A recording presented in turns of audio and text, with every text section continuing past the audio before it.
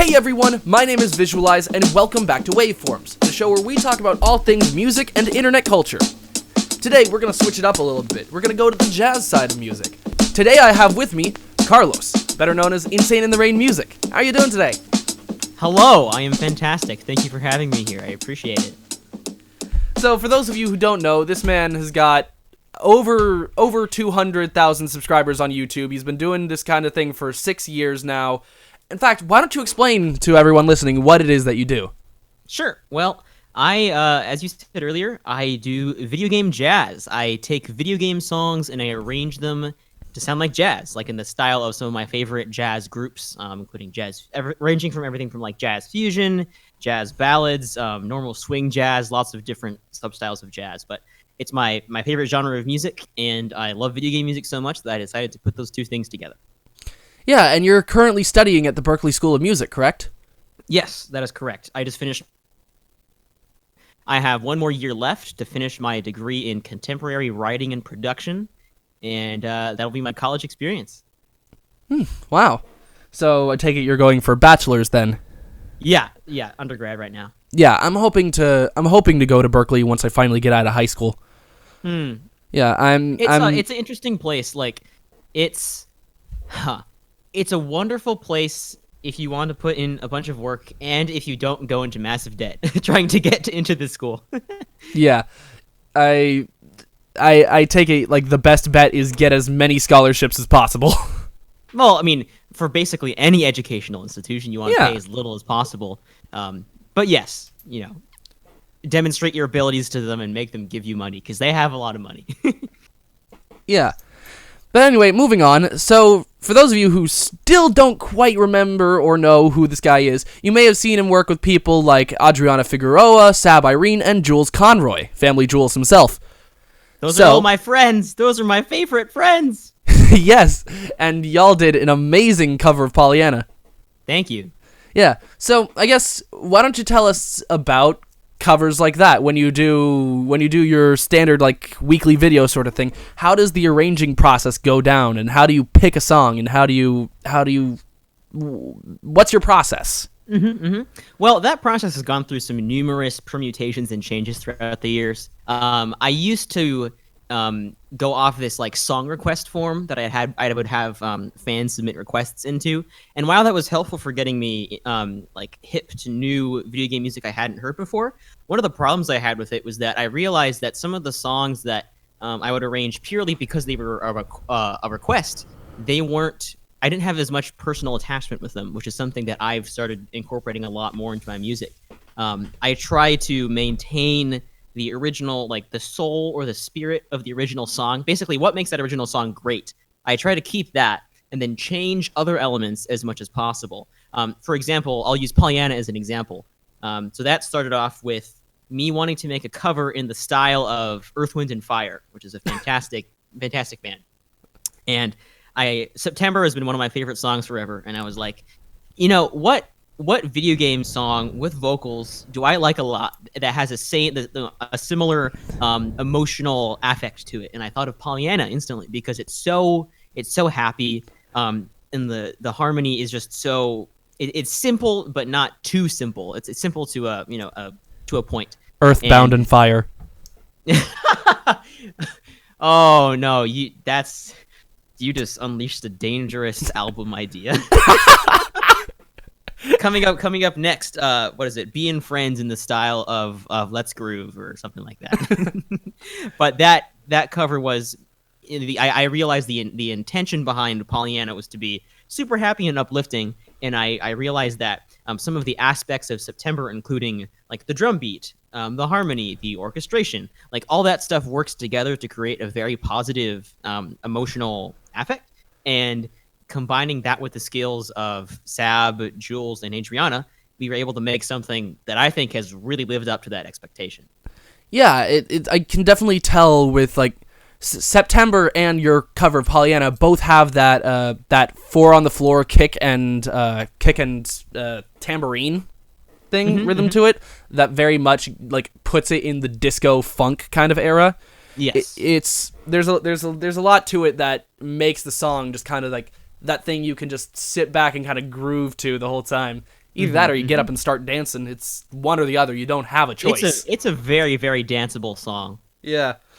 And you actually also took that song and you did it at the Berklee Performance Center, correct? Yes, that was a crazy experience. So the whole story behind that is that, as I mentioned earlier, my major at Berklee is Contemporary Writing and Production, abbreviated as CWP, which I tell people stands for Courage, Wisdom, and Power. Hey! Making it the best major possible. So that department puts on a student concert every year, and they encourage their students, the CWP students, to submit their own arrangements of songs, either original compositions or arrangements, and they're all performed by a large band. It has like a full rhythm section, a small string section, horns, and background vocalists. So the whole department puts that together and provides that for you. So I saw the opportunity and thought, man, it would be really cool to have a video game song played at the Berklee Performance Center with a bunch of great musicians. And of some of my arrangements that would work best with featuring a lead vocalist and having background vocals, and Pollyanna just worked out super well. So I arranged it for the ensemble, submitted it. It was approved by the CWP, like the directors and the chair. And then we had a few rehearsals to put it together with the rhythm section and the rest of the band. And it all culminated in that final performance, which was so much fun. Where I snuck a cowbell into my suit pocket on the inside, and I didn't tell anybody except one person in the band that was going to happen. So I pulled out the cowbell at the very end of the song, because we had to do a little repeat of one section for the bows music. And I pulled out the cowbell and counted it in with the cowbell. That was one of the highlights of my Berklee career so far. Where you got to complete Christopher Walken's dream.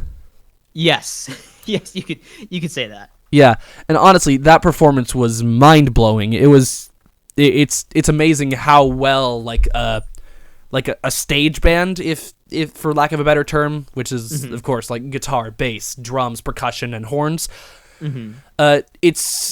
It's so cool to see it come together in that kind of context, and then you add in the strings, and then you add in the keyboards, and you add in you on cowbell, just kind of smiling from the back. You're like, hey.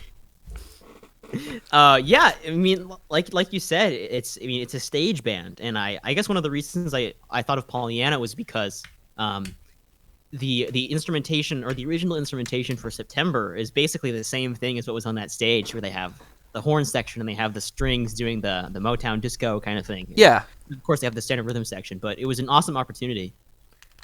Yeah. So I'm just really glad to be able to hear all this kind of stuff about it, because it gives kind of like some more insight to it. Anyway, so let's go a little bit back. What first got you into jazz, and what first got you playing saxophone?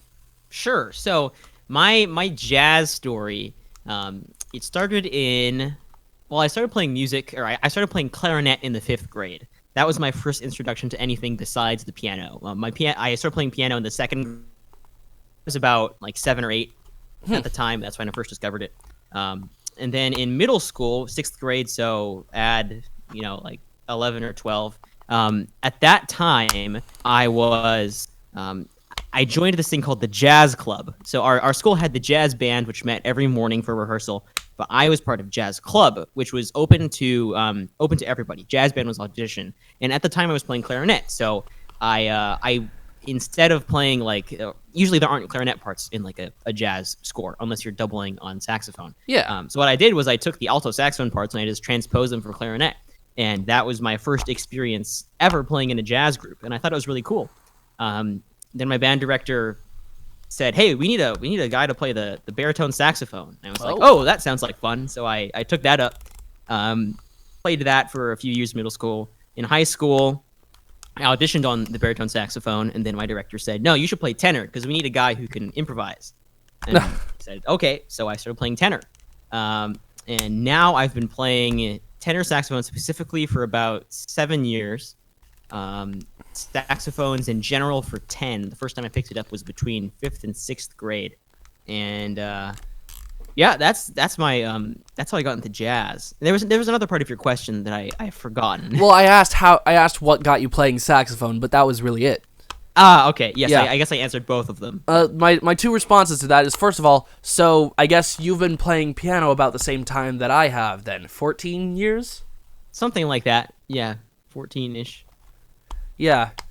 Yeah, I started when I was 3, and I'm 17 now, so that's a story. But the other thing I was going to say is, you were told that you should play tenor because they need someone who can improvise. Mm-hmm. Anybody from my school who played Barry would be so mad at that statement. because the Barry player wants to take a solo. Yeah. No, there was actually are you familiar with the jazz club Yoshi's? Is that somewhere in California? Oakland. It's in my hometown. Okay, yes, I am somewhat familiar with that. Yeah, well, every year Oakland School for the Arts has a show there, and it's usually to like show off the seniors as their final concert before they go. This year, our bass trombonist Tajay Shavers, who usually is a Barry sax player, but for the last 2 years he had been playing bass trombone because what a switch. Yeah, well, he plays like 14 different instruments. It's crazy. But anyway, he wanted to go out with a bang, and he wanted to go out with like his primary instrument because that's what he was going to be playing when he goes to Berkeley next year. Oh, awesome! Yeah, so he actually had a Barry sax feature on a piece called Bluephoria. But cool. I haven't heard of that one. I had a feeling I was thinking that you were gonna say Moanin', like the classic, yeah, no, that would have been good. Tune. Yeah, that's like the classic Barry sax feature. Yeah, or pretty much anything by Jerry Mulligan. Yes. Yeah, but yeah, so we did that, and I'll actually send you the audio later if you want to hear it. But sure. Yeah, so there was a Barry sax feature, but there was also one of our either our tenor or alto player was on Barry sax as well, doing doing the actual part as opposed to the feature. So that was fun. But yeah, Barry saxes don't get enough love.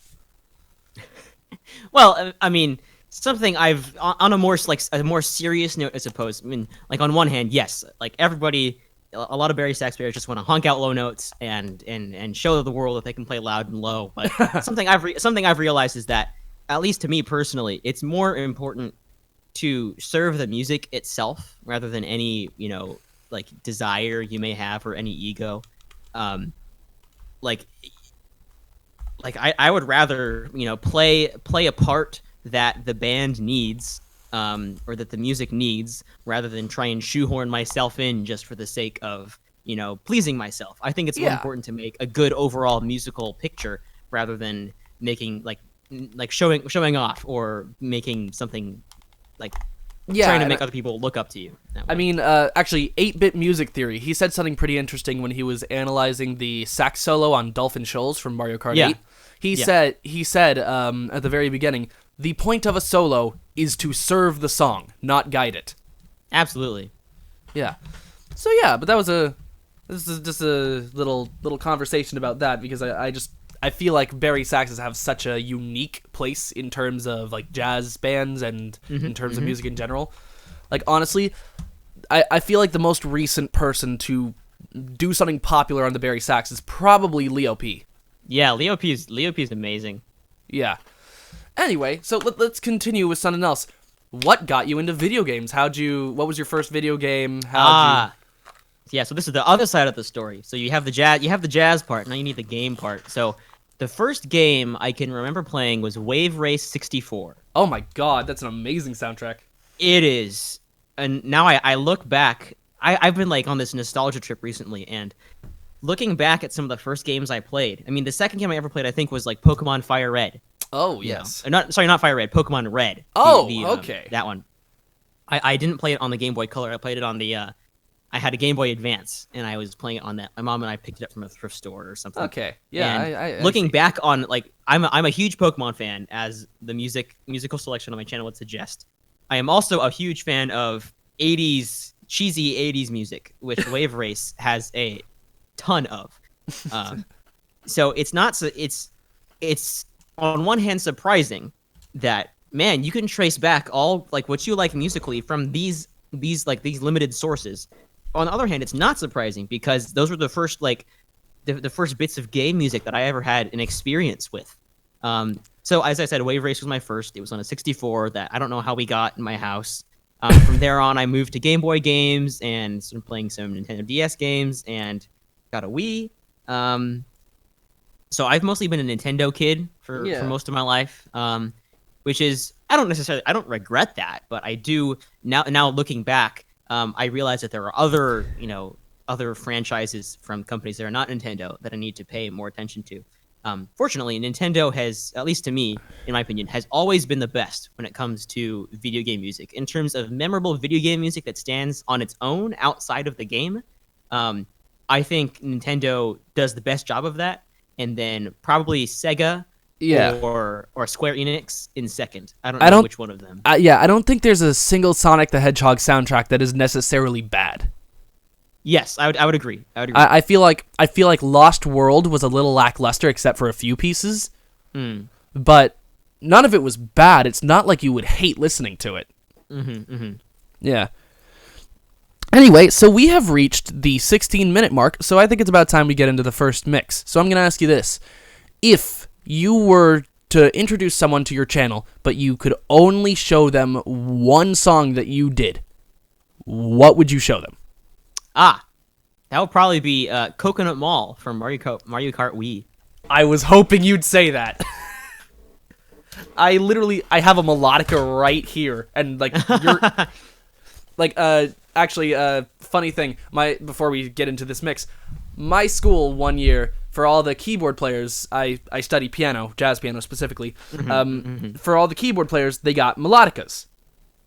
In order to do like it was supposed to be a melodica ensemble performance for a one-day retreat. No, it was fine. No. It was fine. It was an arrangement of Moment's Notice, of all things. But it was fine. But when I actually ended up stealing the melodica that was given to me because I heard I heard two things. I heard your arrangement of Coconut Mall. And I got back into Jacob Collier's stuff. Okay. And I realized the melodica is in fact a legitimate instrument that I want to learn more about. Every instrument is like everything can be a legitimate instrument. If you take it but I'm talking enough. like compared to the people who say like the ukulele is a toy. Oh, that's not true at all. Yeah, I know, and it's sad. Yeah. But yeah, I literally am holding my melodica as we speak, which it's literally just. Yeah. Anyway, so we're going to get into this first mix. It's probably going to be 4 songs long, and we're going to start with Carlos's arrangement of Coconut Mall from Mario Kart Wii. We will see you in just a bit.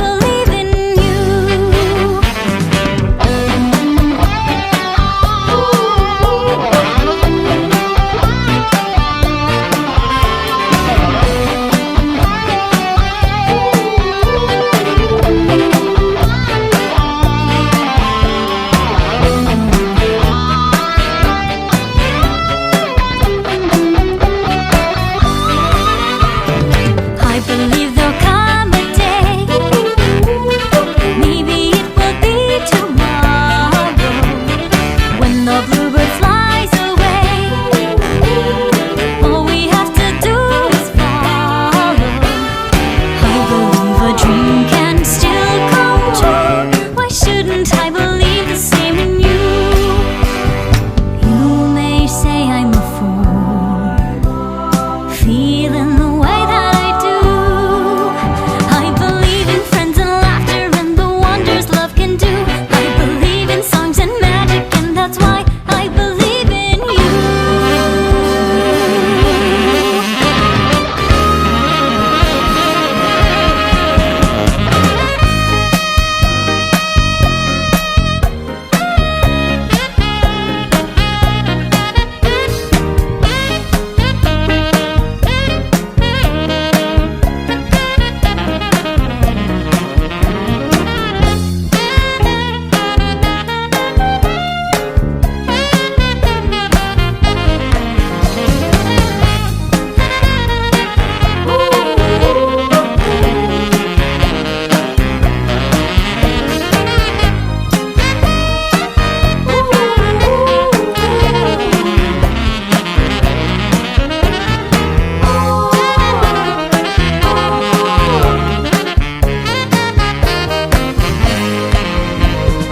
You may say I'm a fool, feeling this way about you. There's not much I can do. I'm gonna be this way my life through.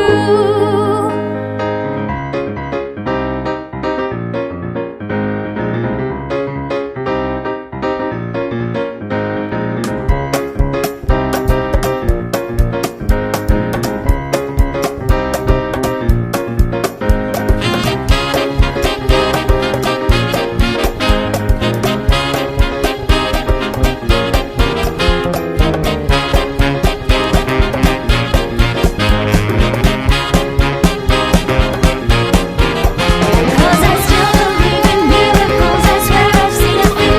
And the time will surely come when you can see my point of view. I believe in second chances, and that's why I believe in you. Na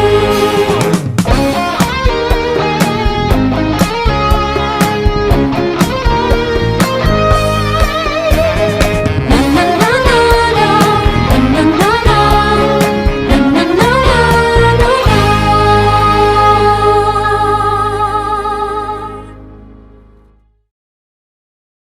We are back. Welcome to part 2 of the interview. We are going to talk about some of Carlos's more recent work. So, Woohoo! Let's do it. okay, so I guess the first thing we can talk about is your recently you put out 2 parts of what I believe to be is a 3-part series, a video game jazz medley.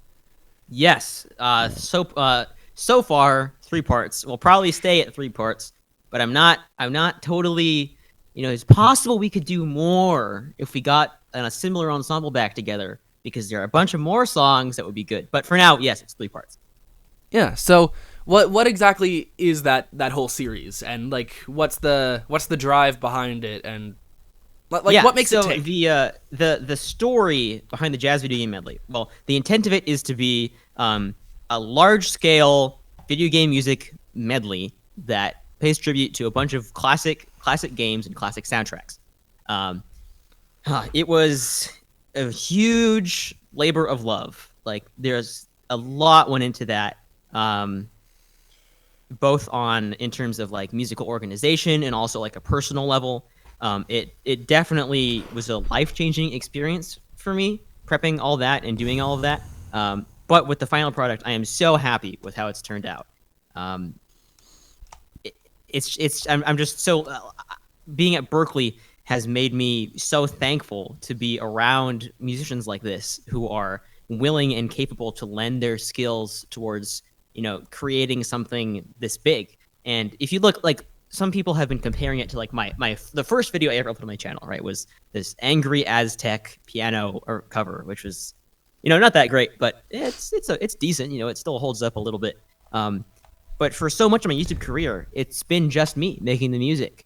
And that experience helped me realize that there's so much more out there rather than just me. And that really good things can happen when you learn to trust other musicians and let the other musicians take what you've written and, transform it into something wonderful. Yeah.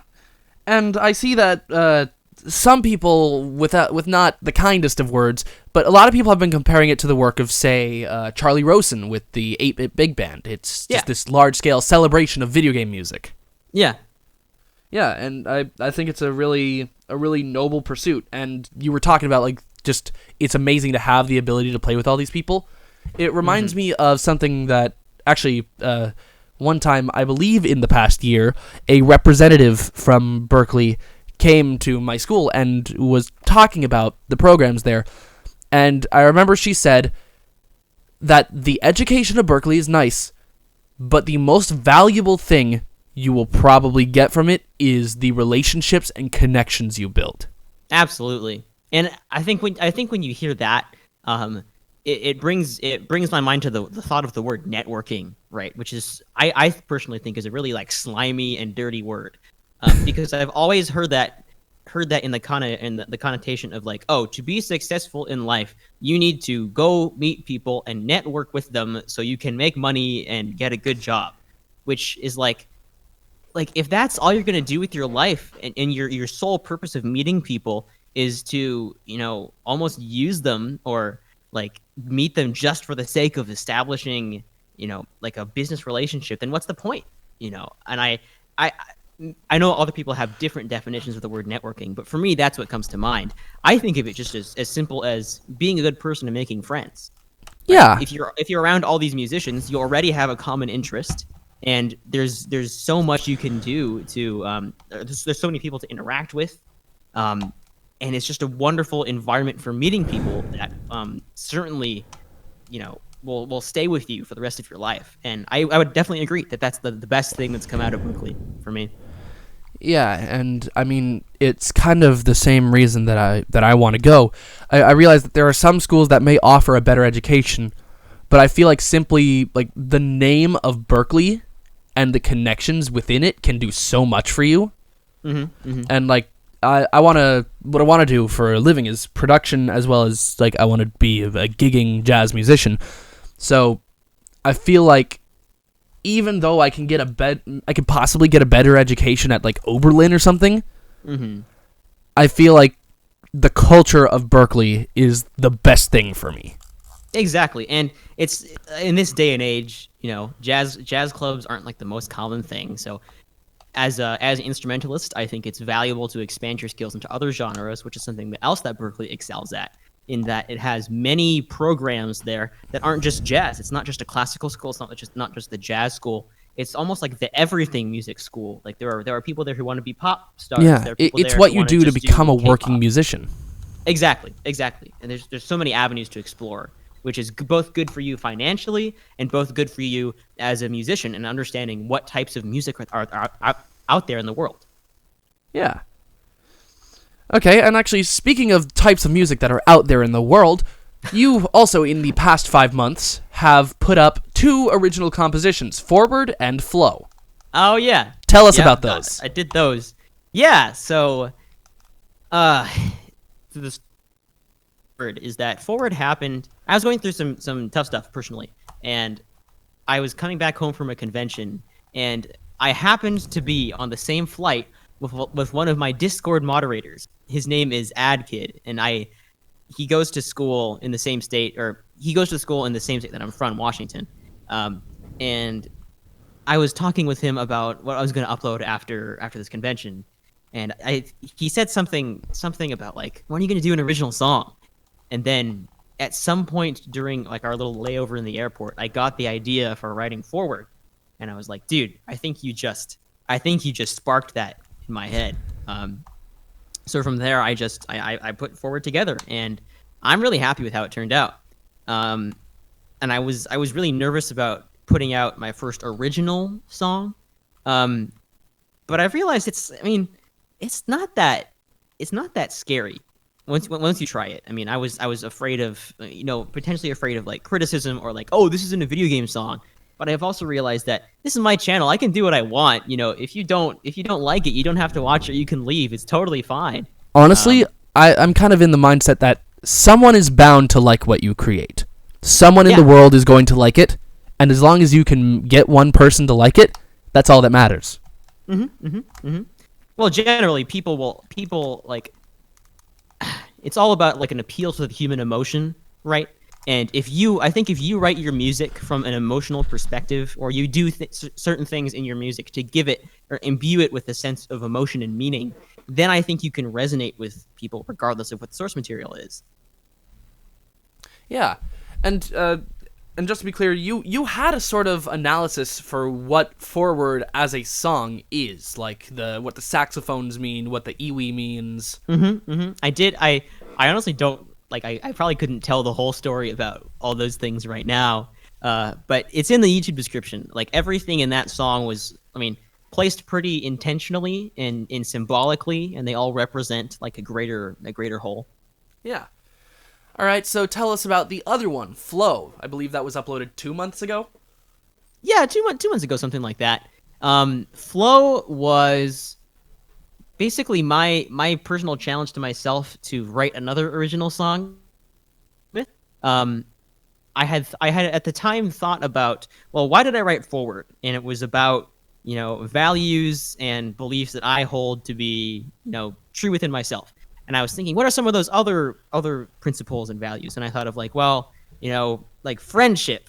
And I was like, I'll write a song called Friendship. That starts with F too, but maybe that'll come later. I have an idea for something like that. It probably won't be called Friendship, but it'll probably have an F in the title. I think I'm gonna stick with the F thing. Hey, you guys! He's hinting at a cover of the Friends theme from Gen 7.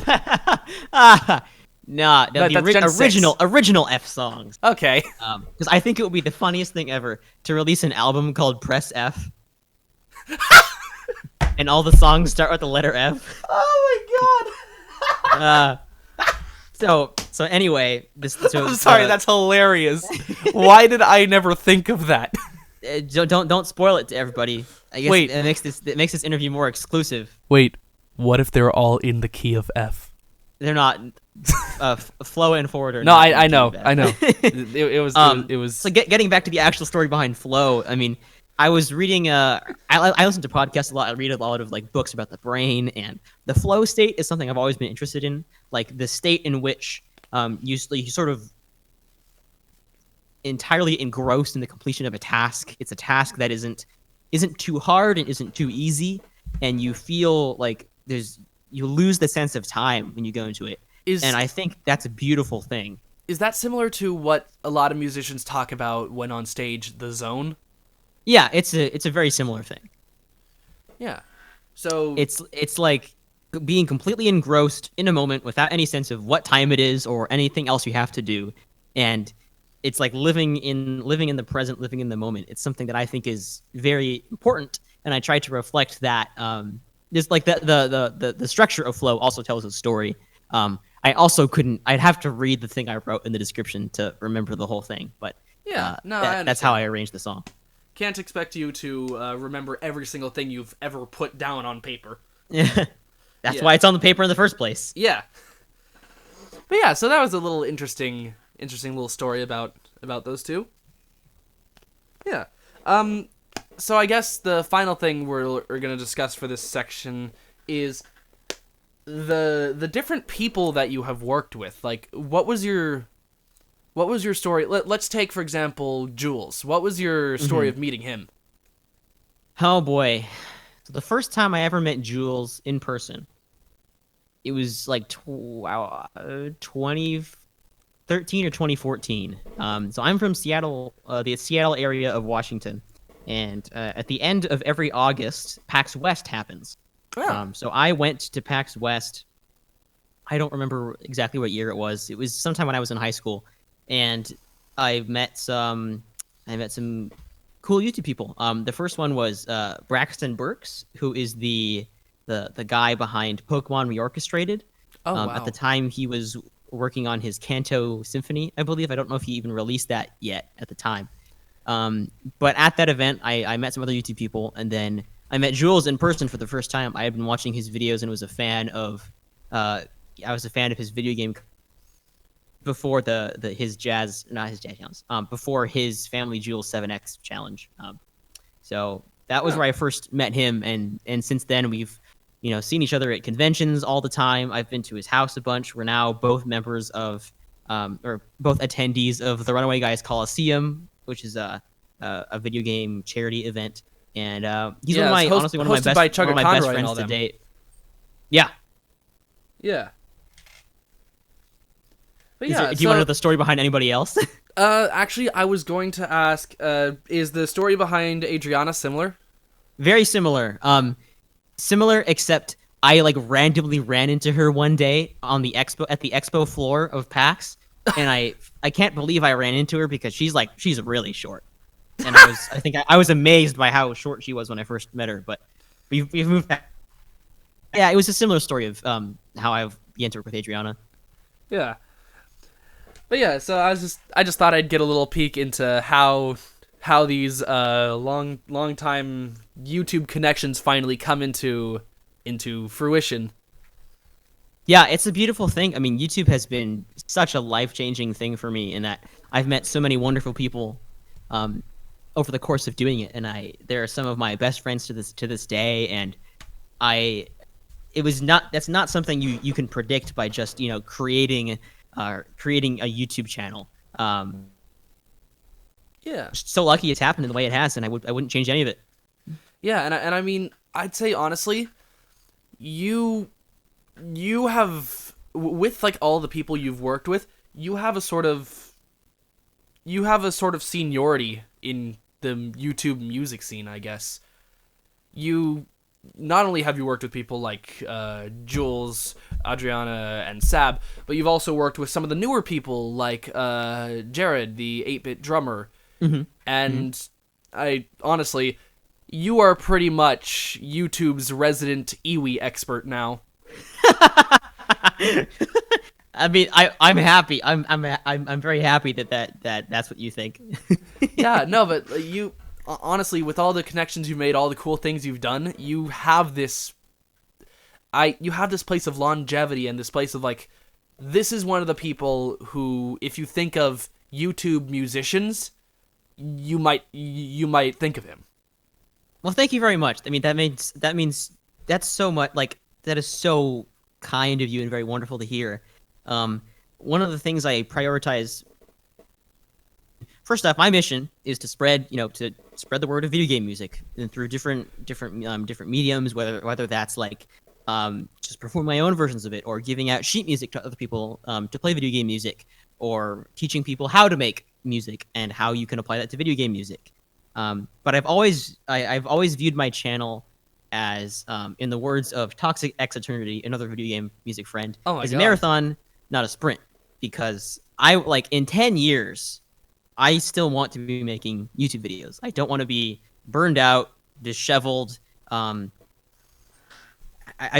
like doing this so much, and I want to see where I can take it if I just stay with it over the long term, keep doing good things that I believe are good for the rest of the world, and just keep at it for a long time. And I'm gonna be honest. I don't think you are gonna be running out of material anytime soon. Well, I mean, now that I've done original songs, it's impossible to run out of material. Because there theoretically are a finite number. You cut out. Not that I would ever cover all of them. I mean, yes, there are more video game songs, but even at some point, if every game developer in the world, or like let's say, the United Nations make video game music illegal, right? You cannot write a song in a video game. Yeah, exactly. If that happens, I can still pull an original song out, and I'll still have material. So, Article VGM. Yeah. Oh my gosh. But yeah, it's just so amazing to just see. In all honesty, your channel hasn't had the fastest of growth compared to like some other channels, but it's still in there going strong. And that's okay. Yeah. Like if I get 1 subscriber a day, or if I get 1,000 subscribers a day, like what difference past a certain point, like there's a certain point where every creator wants to meet financial sustainability, which is certainly a relevant question that I think there's a lot of good information in there about, and there's a lot of also misinformation about how you do that as a musician. It's something I'd like to talk more about in other media. But I think once you figure out yourself enough and you figure out how to get to that point, then it really doesn't become so much about subscribers or how many views your video gets. To me, it becomes about like what can you do to contribute? Can you do to pay back all these people who have supported you? What can you do? What to make can the you world a better do place? to improve the landscape and the media of YouTube? Exactly. Yeah. That's the mission.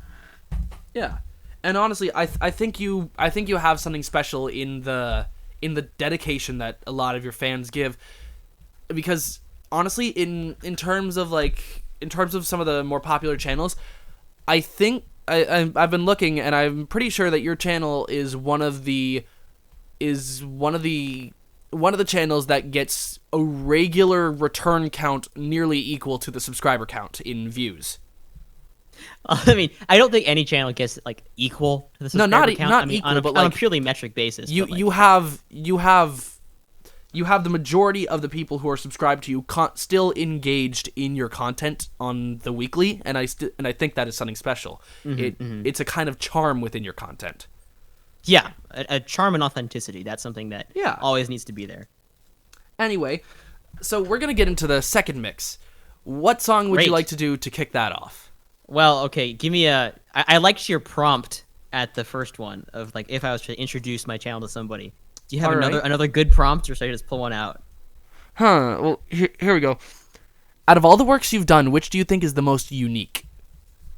Oh boy.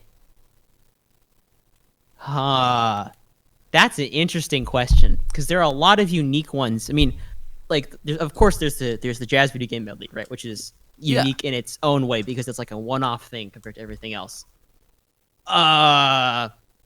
If you can't think of that, then I have an easier prompt. Well, okay, I have some songs, but I don't know if I would want them to be played because they're very bad. I have an old cover of the Wing Cap music from Super Mario 64. Oh, that does not sound like the Wing Cap music at all. That is just avant-garde weird jazz that has weird free harmonization in it. I have a cover of Throwback Galaxy from Super Mario Galaxy where I'm whistling, and it's just I don't want to. Hey, I'm down. I'll your other prompt. Let's hear that. My other prompt was a lot easier. Forward or flow? Oh, okay. Let's do forward. All right. So we are going to hear Carlos's original composition, Forward, which was released 5 months ago. It's going to feature not only saxophone, but also iwi, or as one guy on YouTube called it, the robo-oboe. The robo-oboe. Yes. And we're going to hear maybe 2 or 3 more songs after that, and we'll be back for the speed round. We'll see you in a bit.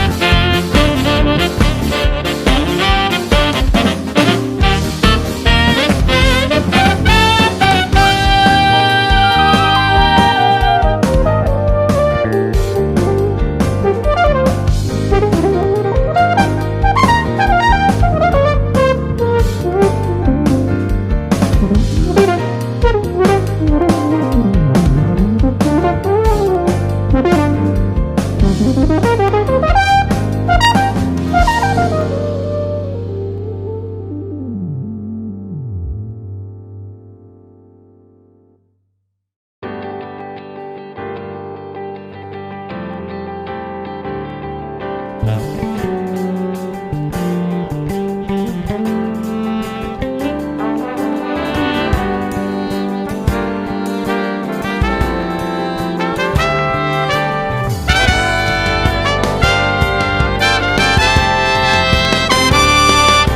you see the sun is shining on me? It makes me feel so free, so alive. It makes me want to survive. And the sky, it makes me feel so high. The bad times pass me by, 'cause today it's gonna be a brighter day. Can you feel the sunshine? Does it brighten up your day? Don't you feel that sometimes you just need to run away? Reach out for the sunshine, yeah, forget about the rain. Just think about the good times, and they will come back again.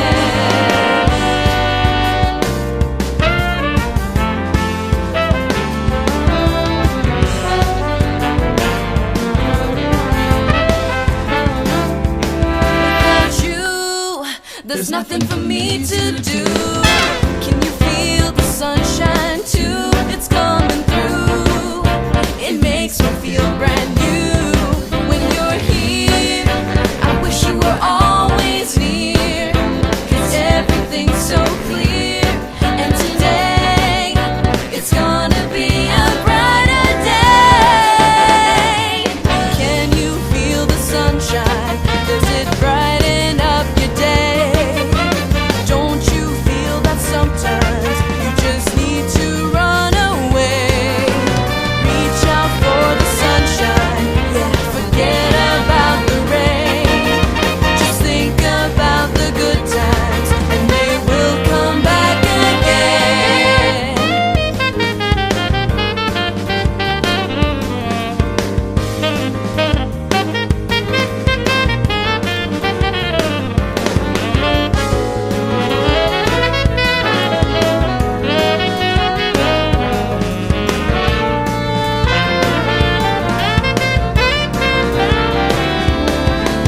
When the sun goes down, I feel like I am waiting for another day when the clouds go away. Can you feel it? Oh, can you feel it? Oh, can you feel it? Oh, can you feel it? Oh, can you feel the sunshine? Does it brighten up your day? Don't you feel that sometimes you just need to run away? Reach out for the sunshine, yeah, forget about the rain. Just think about the good times, and they will come back again.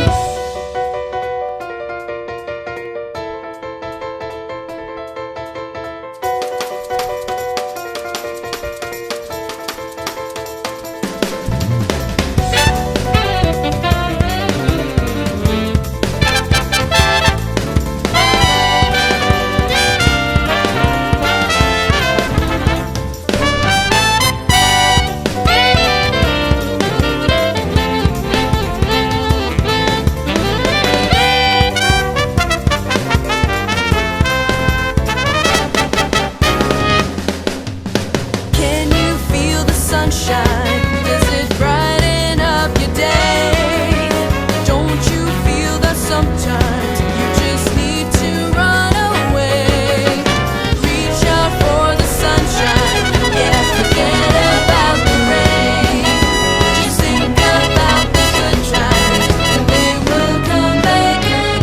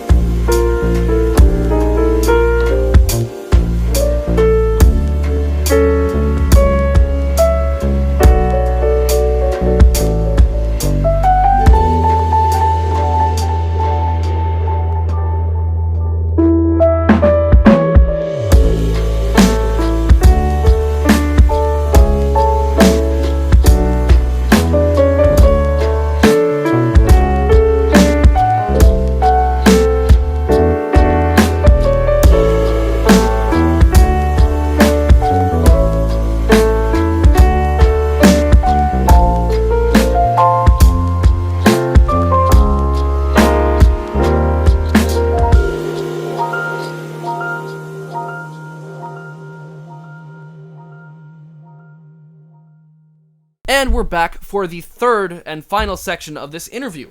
We're going to get into the speed round, where I ask him a bunch of rapid-fire questions that are short answer, and he's got to answer them. Woo! Let's go fast. So how you feeling about this? You ready? Let's do it. Yeah. Okay. 3, 2, 1, begin. Your favorite artist? Michael Brecker. Okay. Favorite song?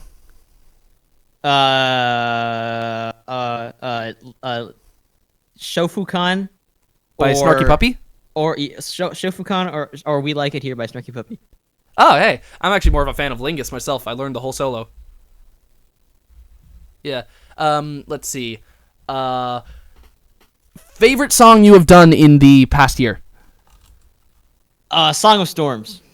Okay. Song overall you'd most like to go back and redo? That's not a rapid fire question. I've asked everyone that. Professor Rowan's Lab from Pokemon Diamond and Pearl. Oh, damn, that's a good one. Okay.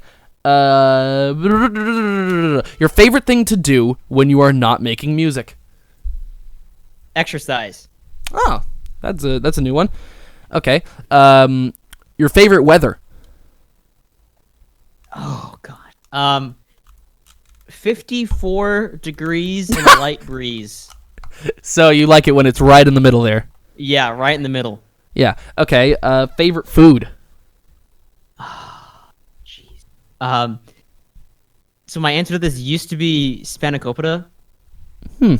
Spinach, like a Greek spinach triangle dessert, but now, so hard. Honestly, okay. Some people will hate me for saying this, and I know one person in particular really will. But I really love. It's not okay. I don't know if I can definitively say this is my favorite food, but I really enjoy. I have good memories associated with a Subway tuna sandwich. I love that. That's great. Okay, you could throw flame at me all you want, but I have some strong memories. Nah, I get it. I get it completely. People have some odd like things that they associate with like good food. Yeah. Let's see. What is your favorite dessert item? Either cheesecake or vanilla ice cream. Thank God you said that first one. That is like I am the captain of the Cheesecake Brigade. I actually literally made some yesterday. It's fantastic. Oh, awesome. Yeah. Okay. Place you would most like to go? Japan again.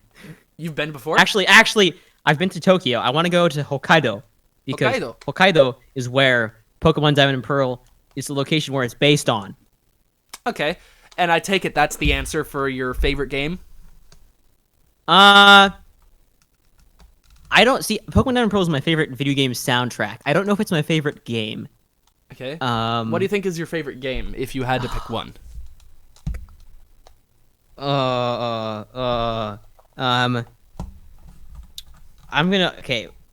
of them, I don't know if I can go exactly number one, but Xenoblade Chronicles 2 is now in my at least my top 3 of all time. Yeah, that's definitely a good choice. Okay, what's your favorite game of the past year? Probably also that one. I mean, that one didn't come out that recently though. Yeah, I think that was just over a year ago. I think so. Yeah. Oh, I wish I don't have my Switch on me. Okay, well, how about this? And say what it was. How about this? Your opinion on Celeste? Very, very good. Thank God. Love it. Okay. What's a song you haven't gotten around to like tackling yet that you really want to do? Drift Veil City from Pokemon Black and White. Which one's that again? Oh yeah. Yeah. Yeah. Okay. Favorite Pokemon? Omastar. Omastar. It's Omastar for nostalgia reasons. Probably like Empoleon for like is my other first pick. Empoleon. Those are some good choices. My favorite Pokemon, and you may hate me, is Dunsparce. Dunsparce is great. Yeah, I don't get why people hate him. I understand he's like not a memorable I don't understand Pokemon. why he doesn't evolve into Drampaw. Like they should be related. Yeah, or at least like, well, no, because Drampaw is based off of a ghostly Japanese legend, and Dunsparce is based off of the Tsuchinoko. Oh, okay. Yeah, so they technically have no connection. But yeah, honestly, I think Dunsparce should get a Mega Evolution. Mega Dunsparce. Yeah, That'd be like, crazy. imagine him becoming a Dragon type. Or a Flying type. Yikes. Dunsparce with giant wings. That's just like tiny Dunsparce body, giant eagle wings. Big yikes. Yeah. Anyway, what's your favorite time of day? 6:30 a.m. I like the morning. That is definitely, yeah, that's good. I'm personally not that much of an early riser myself. I sleep in, and I prefer to stay up late. But I can understand why people would appreciate the morning. Like, sunrises are great. I think they're just different. People have different. I think the term is like chronotypes of like if you biologically prefer to be a morning person or a late person. I figured out I'm more of a morning person. I just get my best stuff done in the mornings. Are you the kind of person who gets out of bed easily? If I have something to do, yeah. Huh. So you're driven by necessity as opposed to general motivation? I don't know if I can generalize saying that. Answered that properly. There's a lot that goes into that question. Okay. Yeah, no, I get that. Anyway, so I think at this point that's all the questions I have. Oh boy, that was Yeah. fast. Yeah, that was fast. But if there is anything that you'd like to talk about, or anything you'd like to ask me, or anything you'd like to bring up before we go into the final mix, then please feel free.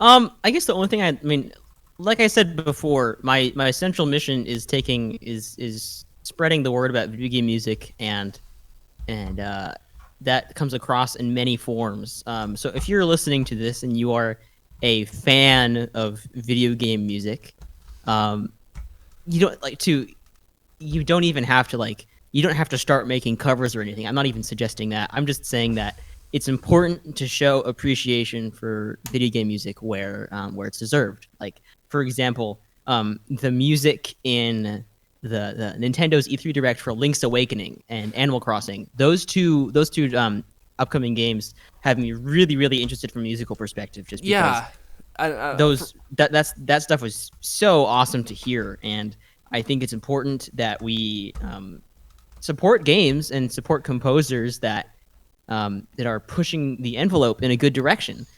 Because think about like the last movie trailer you saw. If it was some sort of action or adventure movie, it probably had like the in this world. It probably had a taiko somewhere in it. Yeah, some big storm drum samples, epic strings, and as epic as that sounds, and as epic as there's a reason why it's there all the time. But I think the true musicianship shows when you have something that is obviously had a lot of care put into it, and the soundtracks, from what I've heard so far of the Link's Awakening remake, as well as Animal Crossing and a bunch of other Nintendo games, certainly have that aspect. So I think it's important that that video game music deserves appreciation in that way, and we should do our best to, as video game fans, to show it. And also, please, Nintendo, put your soundtracks on Spotify. Yes, thank you. I have been waiting for someone to say that. Yeah, because Square just did it with all of Final Fantasy. All of Final Fantasy. Yep. And yeah, they in their tweet they said it's like the first music to come to Spotify. So it's like, man, we're gonna get Chrono Trigger. We're gonna on Spotify. That's gonna be the day. Oh my god. Yeah. I'm gonna be honest. There isn't a day that goes by where at some point I don't have the Chrono Trigger victory theme stuck in my head. I do wish that wasn't the same thing as Lucas theme though. Like it doesn't to me. Like the fact that Luca's theme is the same thing as the Victory theme, that doesn't make sense to me. Yeah, I get that though. Anyway, oh, also, just quickly, what's your opinions on E3? What do you think of it? How it went? I mean, most of what I tuned into was the Nintendo Direct, and I heard a few things about the Microsoft and Square. Let me guess. You heard about Keanu Reeves. You heard about Ikumi Nakamura. I saw Keanu Reeves happen. I saw that happen live. Did you hear about Ikumi Nakamura? Is that there's that? That's the Japanese I lady think I who saw everyone. pictures- That's the Japanese lady who everyone fell in love with because she was so like wholesome and like honest in her presentation. Okay, I saw pictures of that. Yeah. And did you hear about Ubi Dog? The dog that was at the Ubisoft presentation. No, I didn't hear about that. There was just a dog on stage. For any particular reason? I don't know. I didn't watch it, but all I know is there was just a dog. And people love dogs. So Yeah, that's how you win E3. Just get a dog. Anyway, so we're gonna go into the final mix, the Kingdom Hearts final mix, if you know what I mean. How do you want to start this one? Well, because you said Kingdom Hearts final mix, why don't we do my arrangement of Traverse Town? Ooh, I forgot that you did that. Let's do that. All right. So you're gonna hear Traverse Town, and then 2 or 3 other songs, and then we are gonna close off the show. So thank you for tuning in. We will be back in just a few minutes.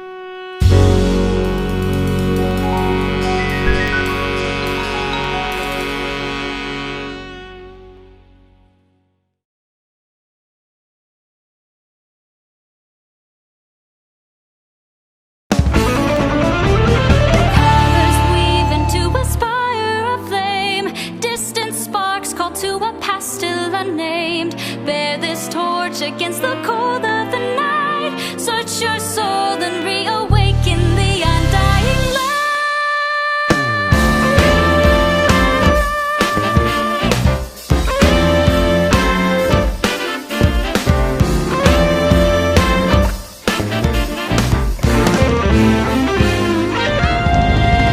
On that day when the sky fell away, our world came to an end. In our